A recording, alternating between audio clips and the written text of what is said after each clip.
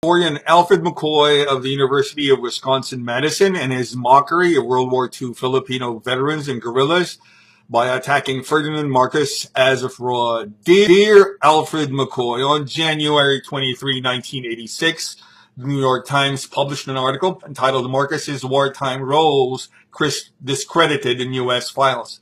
Mr. Jeff Girth and Joel Brinkley, now deceased, were the authors of the article that reported that the U.S. Army concluded after World War II, the claims by Ferdinand Marcos that he had led a guerrilla resistance unit during the Japanese occupation of his country were fraudulent and absurd. Mr. McCoy, you were cited as a, quote, historian who discovered the documents among hundreds of thousands of others while at the National Archives researching a book on World War II in the Philippines. In short, Mr. Girth, Mr. Brinkley cited you, Mr. McCoy, some civilians and members of the U.S. military who insisted that Marcos did not fight the Japanese during World War II and was therefore unworthy to be called a hero. What the article does not say, and what you do not say, Mr. McCoy, is the actual historical context by which Marcos and Maharlika was judged as not being worthy of American military recognition and any corresponding benefits. The following is the historical context of the U.S. military's denial of giving recognition and benefits to Marcos and men like him during the Second World War in the Pacific. From December 1941 until its end in 1945, U.S. President Franklin Delano Roosevelt promised Filipinos who fought the Japanese that they would receive U.S. citizenship and full benefits as part of the American military. By 1946, Roosevelt's successor, President Harry Truman, broke the American promise with the Rescission Act of 1946. Quote, when U.S. Congress declared services in the Philippine Commonwealth Army or authorized guerrilla units were not to be considered as active military service for the purposes of veterans' benefits. As a result, out of an estimated 200,000 Filipino World War II fighters and guerrillas, only 4,000 Filipinos, or about 2%, were recognized by the U.S. military and given benefits. That left more than 196,000 Filipino World War II fighters without the promised benefits from the Americans. Included in the 196,000 were Marcos and the Maharlika men. That means Marcos and Maharlika belongs to the 98% of World War II Filipino veterans who asked for benefits but never received them. Mr. McCoy, it would be absurd to even consider that only 4,000 Filipinos helped the U.S. military to win the war against the Japanese in the Pacific. What makes this worse? Out of the 66 countries allied with the United States in World War II, only Filipinos were denied benefits. My argument seems like a non sequitur argument. However, more historical facts show the real context of the U.S. military denying benefits to World War II Filipino fighters such as Marcos. For instance, let's take the context of the New York Times article in January 23, 1986, when Mr. Girth, Mr. Brinkley cited you, Mr. McCoy, about Marcos and his medals. At that time, World War II Filipino veterans had already been waiting for almost 40 years to be recognized and given the promised benefits. Thus, in truth, Mr. Girth, Mr. Brinkley, and you, Mr. McCoy, we're not revealing Marcos's fraud, but we're actually reaffirming how the U.S. government denied an estimated 196,000 World War II Filipino veterans their benefits. Mr. McCoy, this is tantamount to you, Mr. Girth, and Mr. Brinkley, giving the World War II Filipino veterans the finger, like Truman did in 1946. And the best way to do it was to treat Ferdinand Marcos as an American bitch by saying he was a fraud, then using bullying tactics by printing articles against Marcos and 196,000 others. Mr. McCoy, if you, Mr. Girth, and Mr. Brinkley, not to mention President Truman and other U.S. military officials, can treat a World War II Filipino veteran like Marcos this way, think of what Americans like you can do to 196 other World War II Filipino veterans who could not speak out for themselves. Mr. McCoy, it was not until 4 years later, after the publication of the New York Times article, or a total of 44 years later in 1990, with the Immigration Act under U.S. President George H.W. Bush, that Filipinos were granted American citizenship. The same Immigration Act, ironically, denied Filipino veterans any other benefits except Social Security. Mr. McCoy, it was not until 2009, 63 years after the fact, under a stimulus bill signed by President Barack Obama, that World War II Filipino-American veterans were given $15,000 as compensation, while Filipinos who fought in World War II and who lived in the Philippines were only given $9,000.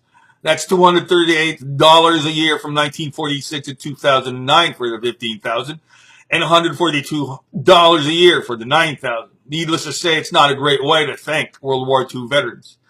And where does Ferdinand Marcos fit in all of this from 1946 to 1948? Mr. McCoy, let me add some statistics on the educational level of Filipinos in the 1940s to 1950s. In 1940, the Philippines had an adult literacy rate of about 50%. By 1950, adult literacy rate for Filipinos rose to about 62%. If we place the literacy rate of Filipinos in 1947 at 56%, out of the 196,000 World War II Filipino veterans, an estimated 109,760 World War II Filipino veterans and guerrilla fighters were illiterate. To compound this, Philippine or U.S. Army records keeping in a time of war makes everything worse for World War II Filipino veterans. They can't read or write, so how can they keep records? How can they tell Americans what they did if they can't speak or write Filipino, much less English? Therefore, Mr. McCoy, Ferdinand Marcos and the Maharlika was just the tip of the proverbial iceberg of World War II Filipino veterans who were denied military benefits by the U.S. government.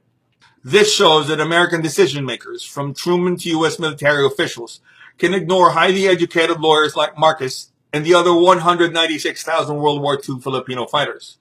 Thus, U.S. military officials can also ignore more than 109,000 illiterate and uneducated World War II Filipino fighters who cannot write, speak, or provide evidence as to how they fought the Japanese and helped win the war. Who were the more than 109,000 illiterate and uneducated World War II Filipino fighters? Mr. McCoy, these are the men, women, and children who helped both Filipino and American fighters.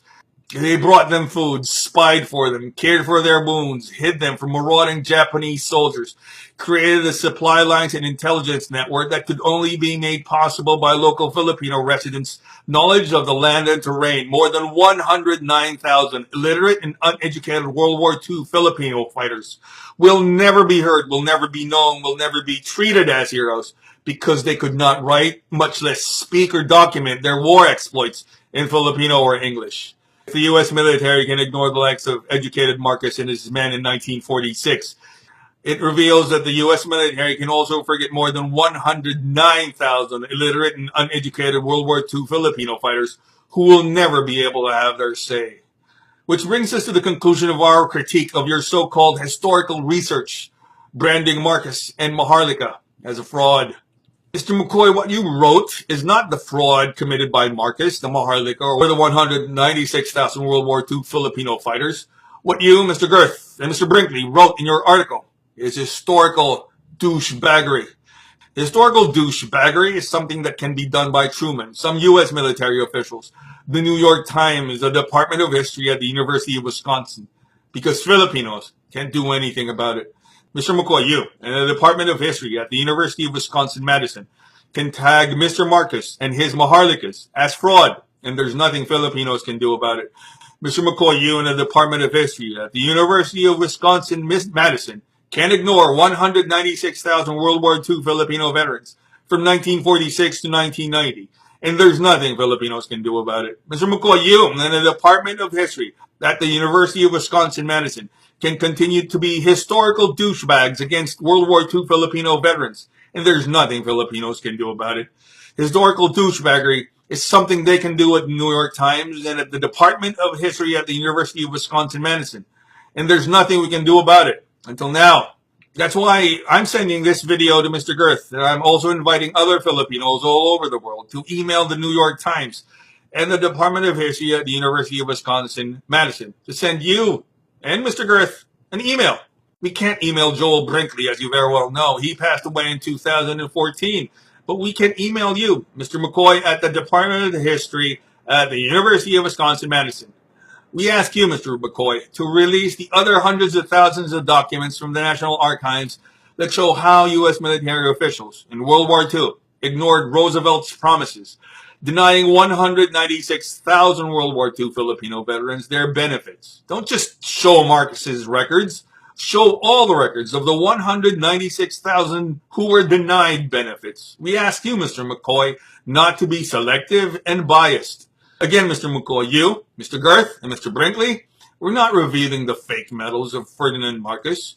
You were just reaffirming another episode in American historical douchebaggery against helpless minorities. Marcos used his education to speak out in 1946. The United States military and government denied him. The illiterate and marginalized World War II Filipino fighters will never be able to say anything. Mr. McCoy, your books about Marcos and the Philippines continue to make sure of that. This is not just about Marcos and his medals. We know he fought in the war as a lieutenant. This is also about 196,000 World War II Filipino fighters who were denied benefits for 63 years. And Marcos and the Maharlika is just the tip of the iceberg of American historical douchebaggery. Mr. McCoy, with the New York Times article about Marcos, douchebags like you, Harry Truman, Captain Albert Curtis, Mr. Girth, Joel Brinkley, are basically saying, and we did it with the American slaves, we did it with the Chinese railroad workers, we did it with Indian scouts, and we can continue to do it with World War II Filipino War veterans. Historical douchebaggery is something we can do at the Department of History at the University of Wisconsin-Madison, and there's nothing you can do about it. This is the real message of your books, Mr. McCoy. You did not prove Marcos was a fraud. You, Mr. Girth, and Mr. Brinkley just reaffirmed American historical douchebaggery. As a side note, do you know what's so ironical about the American denial of benefits for Marcos and his men in 1948? When New York Times published their article in 1983, Marcos was the most instrumental Southeast Asian leader in fighting communism in Asia as American ally. It was because of Marcos's fight against the communist tide in Southeast Asia that more than 51,000 Vietnamese boat people will find their way to the United States and realize the American dream. That's Maharlika for you, douchebags. I sincerely hope you enjoy your pho, Mr. McCoy. Thank you, Ferdinand Marcos.